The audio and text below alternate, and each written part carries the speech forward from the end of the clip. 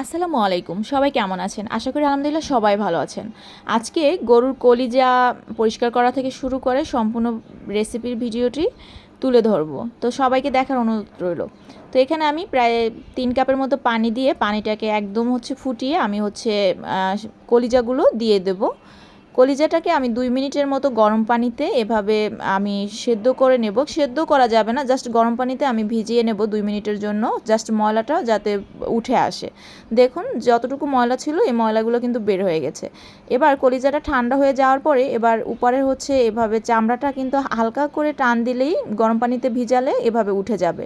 আর অবশ্যই কিন্তু এই যে পাতলা চামড়ার আবরণটা এটা ফেলে দিতে হবে, তা না হলে কিন্তু কলিজাটা রান্না করার পরে শক্ত থাকবে।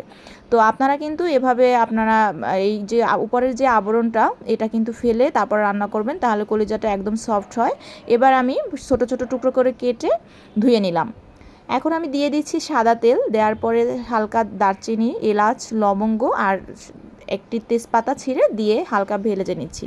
ফ্লেভারটা বের হয়ে আসলে এখানে আমি 1 কাপের মতো পেঁয়াজ দিয়ে দিলাম। পেঁয়াজটাকে হালকা করে ভুনা করে নেব। আর এখন দিয়ে দিচ্ছি 10টার মতো মেথি।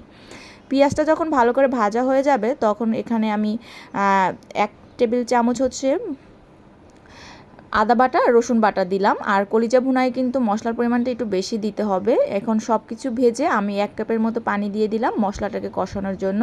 এখানে 1 টেবিল চামচ মরিচের গুঁড়ো, 1/2 টেবিল চামচ হলুদের গুঁড়ো, 1/2 টেবিল চামচ ধনিয়ার গুঁড়ো দিলাম আর পরিমাণ মতো লবণ দিয়ে দিচ্ছি। এবার মশলাটাকে খুব ভালো করে কষিয়ে নেব। আর কলিজা ভুনায় মশলাটা কিন্তু এভাবে ধাপে ধাপে কষাতে হবে।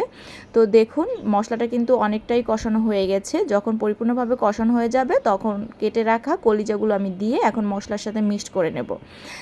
এই যে মশলার পানি আর কলিজা থেকে যে পানি বের হবে এই পানি দিয়েই কিন্তু আমি প্রথমে কলিজাগুলোকে কষিয়ে নেব। আর এভাবে ইন্ডিয়ান রসুনের কয়েক কোয়া আস্ত রসুনটা দিয়ে দিচ্ছি।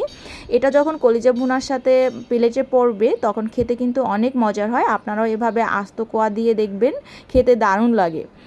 আর এখন দেখুন একদম আমি কিন্তু অতিরিক্ত কোনো পানি দিইনি। মশলার পানির সাথে খুব সময় করে প্রায় 4 মিনিটের মতো আমি কষিয়ে নিয়েছি। নেওয়ার পরে এখন আমি 3 কাপের মতো পানি দিয়ে দিলাম। আর 4টি পেঁয়াজ, কাঁচামরিচ আর সামান্য একটু পেঁয়াজ আর ধনিয়া পাতা দিয়ে আমি আরও 4 মিনিটের মতো রান্না করে নেব। এভাবে ধাপে ধাপে কলিজাটা ভুনা করলে খেতে কিন্তু অনেক মজার হয়। এখন সবার লাস্টে দিয়ে দিচ্ছি গরম মশলার গুঁড়ো আর ভাজা জিরের গুঁড়ো। দেওয়ার পরে আমি 2 মিনিট জাল দিয়ে নেব। ফাইনাল লুকটা আপনাদের দেখিয়ে দিচ্ছি কতটা সুন্দর হয়েছে। রান্নাটা কিন্তু কমপ্লিট হয়ে গেছে। আর এখন আমি অফ করে দিলাম। তো দেখুন ফাইনালি এরকম যদি কলিজা ভুনা করেন বাসায় সবাই কিন্তু পছন্দ করবে।